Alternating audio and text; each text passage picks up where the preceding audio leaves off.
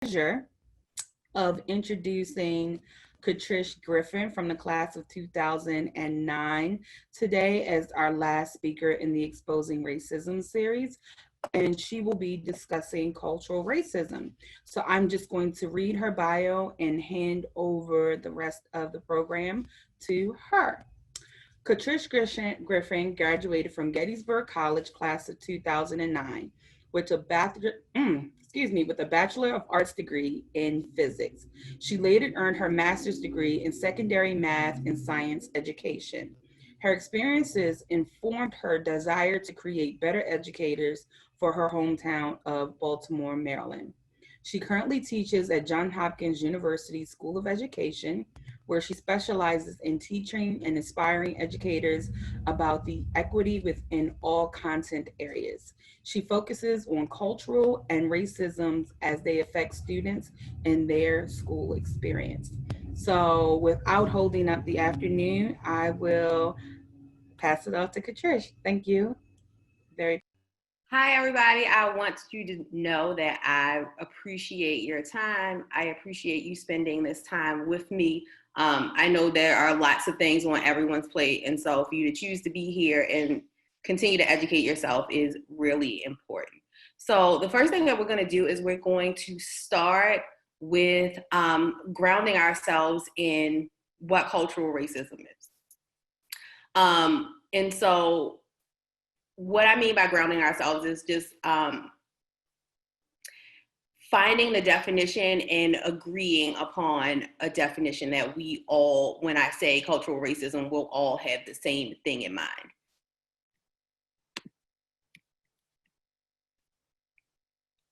So go ahead, I'm not gonna read to you. I'm gonna give you the opportunity to read it yourself. So at the top, there are 3 definitions of cultural racism. And then at the bottom, that's one that I will read, is a combination, a rephrasing of cultural racism with some of the definitions of the other terms. So take the next 30 seconds, go ahead and read the definition for yourself.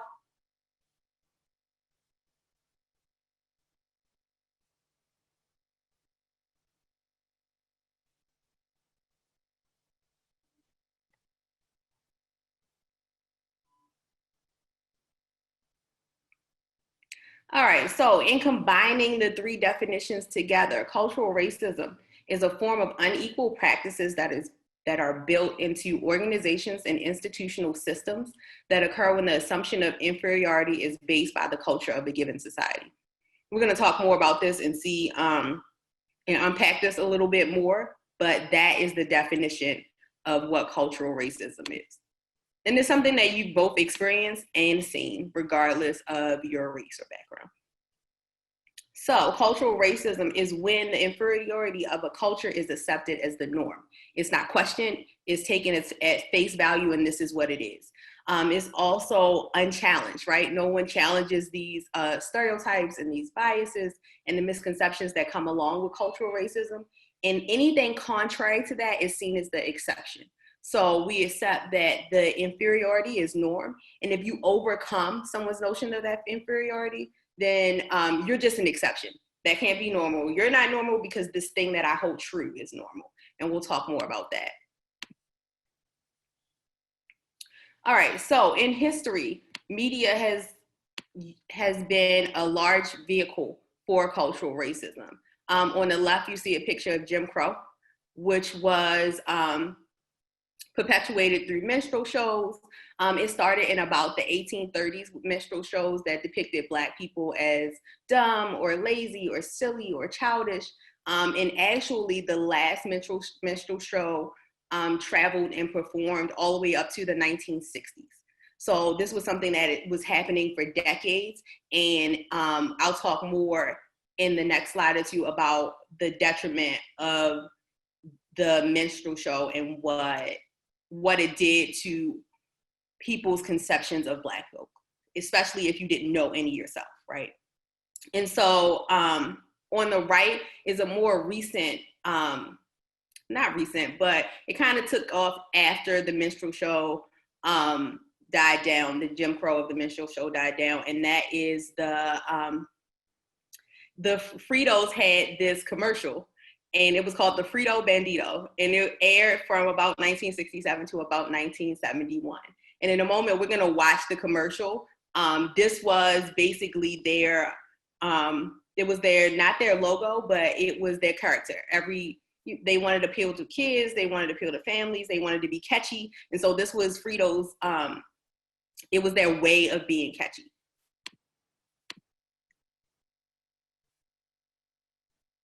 So we're gonna watch the video and then we are going to interact a little bit afterward.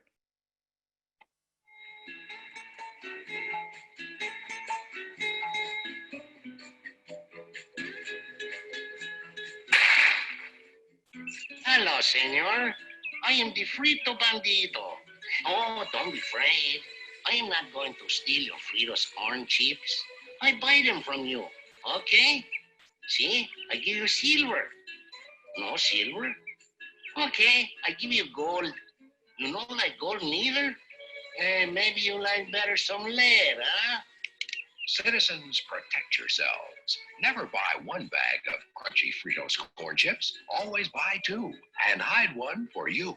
Who knows? There may be a Frito Bandito in your house. All right, so we are going to answer this question. What are the unintentional consequences of this commercial? To answer the questions, I'm gonna ask you to go to ahaslides.com/495D8, and it'll give you the opportunity to answer the question as well as see, and then we'll see the results of the question and what some people said.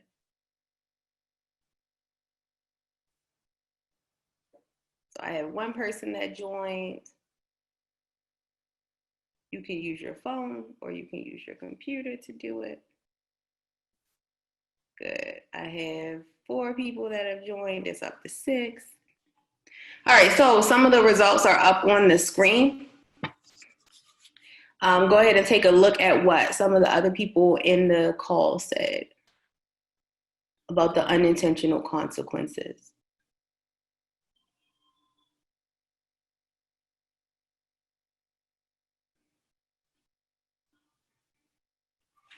So a lot of what I see is that associating Latinx people with gun violence, associating fear with Latinx people, associating thievery with Latinx people. And that is just some of what was shared. Just really thinking about the unintentional consequence of an image like this, especially if you haven't interacted with or seen Latinx people in your day-to-day lives, like if they don't fit into your bubble of where you live and work. All right, moving on. So that was more historic. More recently, things like ghettopoly, redneckopoly, I think it was like millennialopoly came out recently. And I just want you, I'm not going to read this to you, but I just want you to take a couple of, at least a minute to read the stereotypical board game, a ghettopoly. It was actually, it was not a Hasbro game. So Hasbro, the people who make Monopoly, they did not make either ghettopoly or redneckopoly. But it was a play on Monopoly, and it was a game that you could actually buy. I believe maybe around like 2005-ish, 2010, around there was when it came out.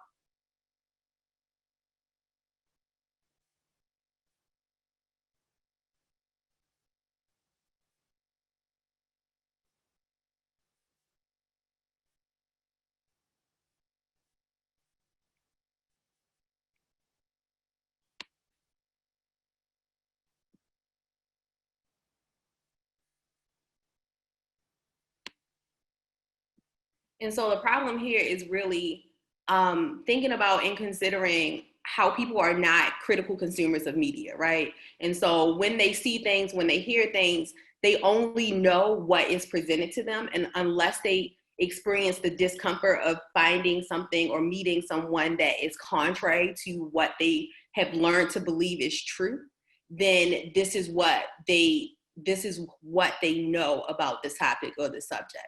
So with ghettopoly, there were game pieces that included a pimp, a hoe, a 40, a machine gun, a marijuana leaf, crack rock, and a basketball. And I'm not making this up. If for Redneckopoly, there were game pieces that included a shotgun, a horseshoe, a can of chewing tobacco, a monster truck, moonshine, a trucker's hat, and a piece of crack. So the intention or the premise here is that, oh, it's all fun and games, no one gets hurt. But as we saw from the commercial and what we shared about that commercial in the previous slide, people do actually get hurt, right? Because it turns into this notion of this is where we are. Take a short moment to read this powerful quote.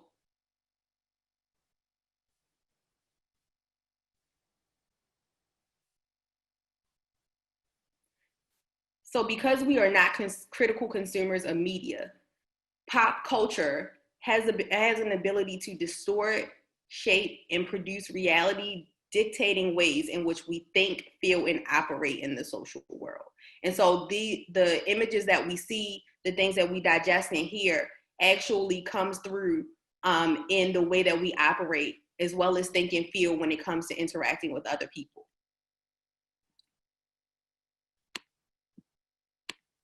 So the flow of cultural racism is that first it starts as a bias or a stereotype that is usually perpetuated by the media.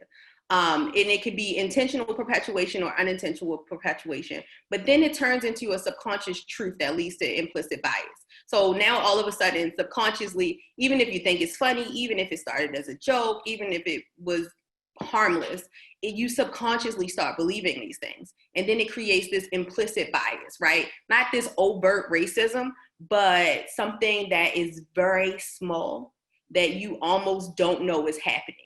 And so in those, after you have that implicit bias, it gets embedded into policies and norms, decisions and interactions, these biases that you've picked up along the way from media or from your interactions with other people who are influenced by media, and you believe this thing is the norm. Like, this is what that type of person does. This is how I know because I saw it on TV. And you take it at face value, and it starts to infiltrate everything in your life. So Kim Bacon, this is a couple of real accounts of people who've experienced microaggressions, which are related to implicit bias. Go ahead and take the next. I'll give you a minute and a half to just read this quote, this account by Kim Bacon.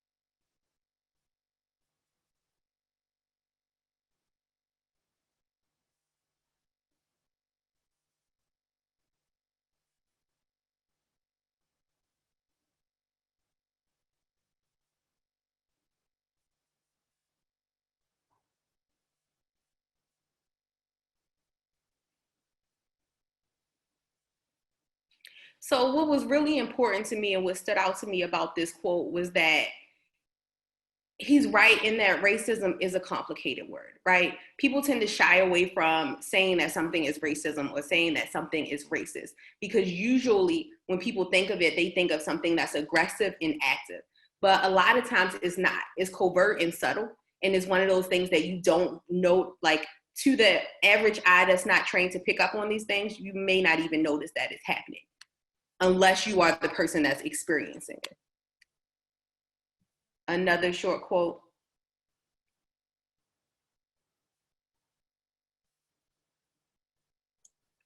Catrice, just because we have two people on the phone, is it possible to read it? I can. Mm-hmm. You're not naming the real problem. I want to name it. The problem is the system of white supremacy. Every company contains norms that were built into its culture long ago. It is those systemic norms that create an environment in which a white person doesn't invite a person of color to the golf course. The white man doesn't even think about it. So again, a way that those, the things that you see, the things that you're exposed to in pop culture, if you start to equate it as a cultural norm. And so that cultural norm then bleeds into other places, like your workplace, like your interactions with people on the street. And it's detrimental. All right, so now we're gonna go into breakout rooms. I need to share a couple of things before we go into breakout rooms. In your breakout rooms, you are going to discuss what it means to be willing to be disturbed. I'm gonna share out with you an article that I'm linking in the chat.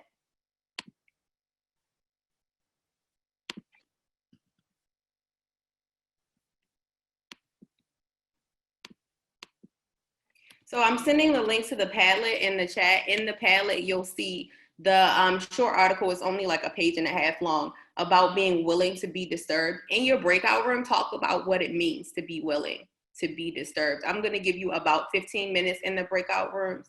For those of you who are on the phone, you can still listen and chime in about what it means to be willing to be disturbed and kind of leaning into that discomfort.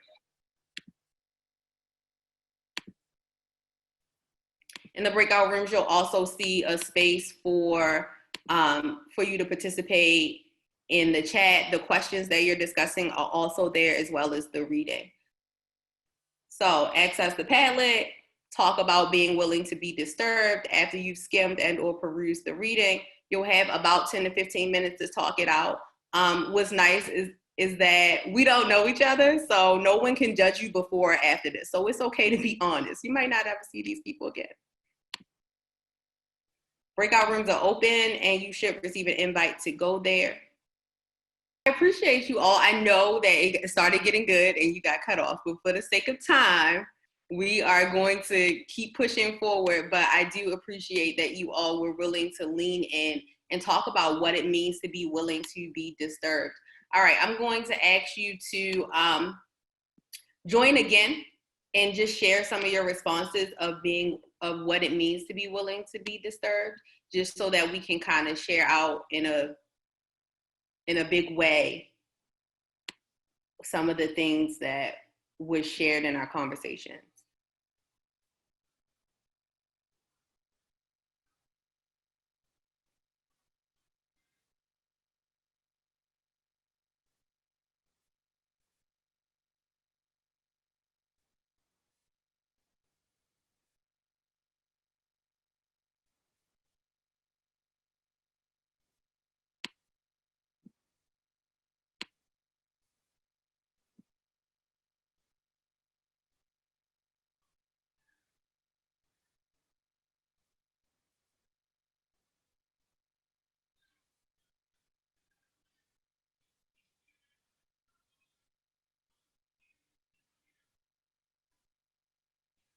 So as the answers trickle in, I'm just going to start reading some of them.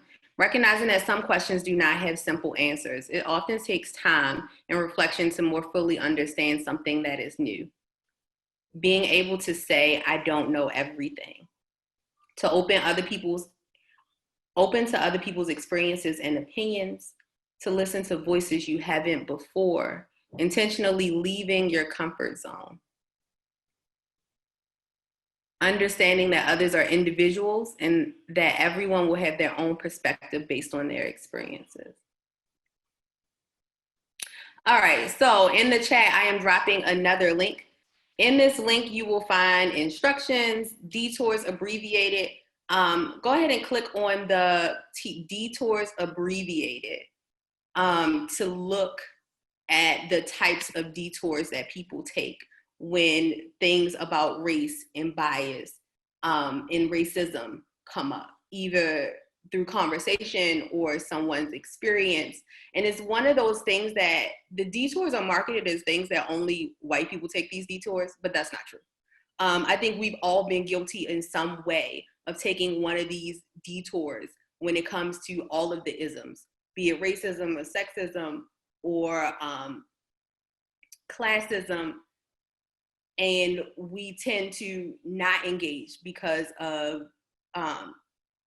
we don't want to be that person, right? So as you are looking at the detours, I just want you to answer the number of the detour that you've been guilty of. So as you scroll through some of the detours, and I'll name a couple of them, on the slide, go ahead and you should already be logged in from the last interaction. but put the number of the detour that you are guilty of taking, and no one will know what number you chose. And I'll just read out for the people who are calling in what some of the detours are. I'm colorblind. People are just people. I don't see color. We are all just human. I don't think of you as Chinese, or we all bleed red when we're cut, or character, not color, is what counts to me. Another detour, the don't blame me detour. I never owned slaves, or I didn't vote for David Duke, or none of my family joined the Klan, or I taught my children that racism is wrong. Another detour, but what about me? Look how I've been hurt, oppressed, exploited. Another detour, innocence by association. I'm not racist because I have fill in the blank friends, or my lover is blank, or I went to a protest, I marched with Dr. King, I stood up for blank.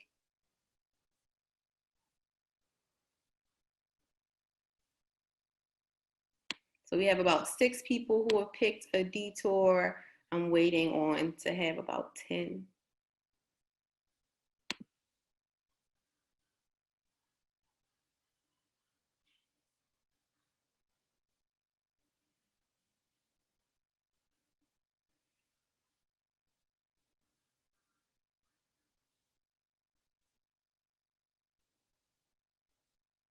So again, you're just sharing the number of the detour that you've been guilty of taking.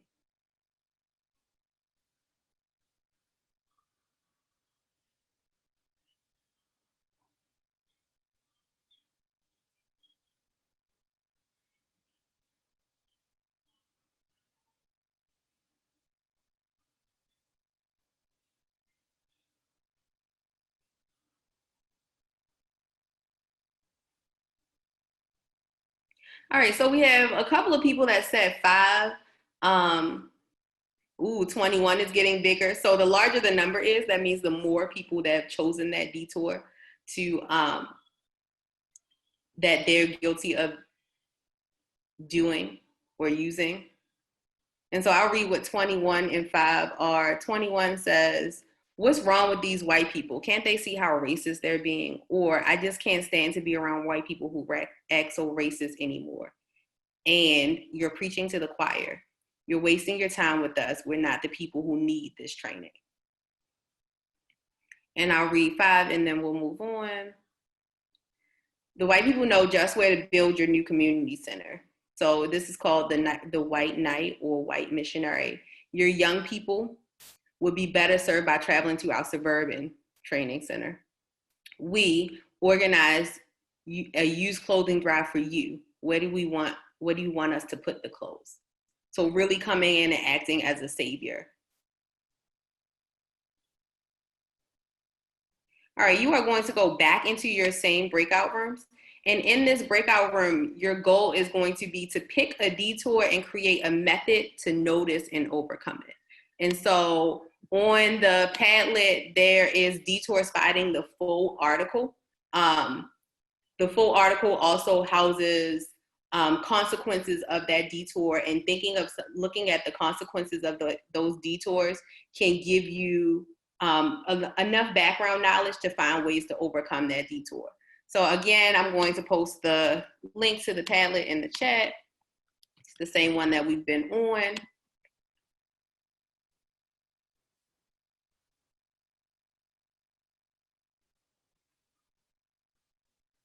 You should have received your invitation to the breakout room. So hopefully, it is my hope that you all have talked about some actionable steps and you feel like you walked away with some concrete action or thing you can do to either stop a detour when you see it, right? And even if it's not stopping someone else's detour, stopping your own detour when you see it and overcoming that that kind of place of not being able to lean in and be willing to be disturbed. All right, last thing I'm going to ask you to do is you can type up to 3 words to describe how you are feeling. Last message I want to leave you with is hopefully you're not feeling overwhelmed and hopeless. I was hoping that at some point coming together and talking about actions and things that you can do to either overcome detours or be willing to be disturbed helps you feel like you left here with some concrete thing. Hopefully I want you to become agents of change in your families and in your friend circles and in your workplaces and really take pride in being that person. Because without those people, progress wouldn't happen. If there weren't anybody to rock the boat, if there wasn't anyone to be willing to be disturbed, to be willing to listen to people who have different thought processes and beliefs, then no change would occur ever.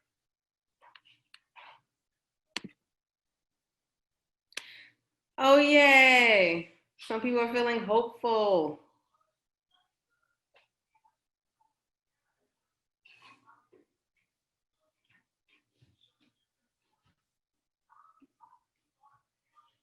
Okay, this is the end of my presentation. I'm going to hand it back over to Monique. Before we wrap up, I do want to give everyone the opportunity to ask questions or share thoughts that they may have had from the reading.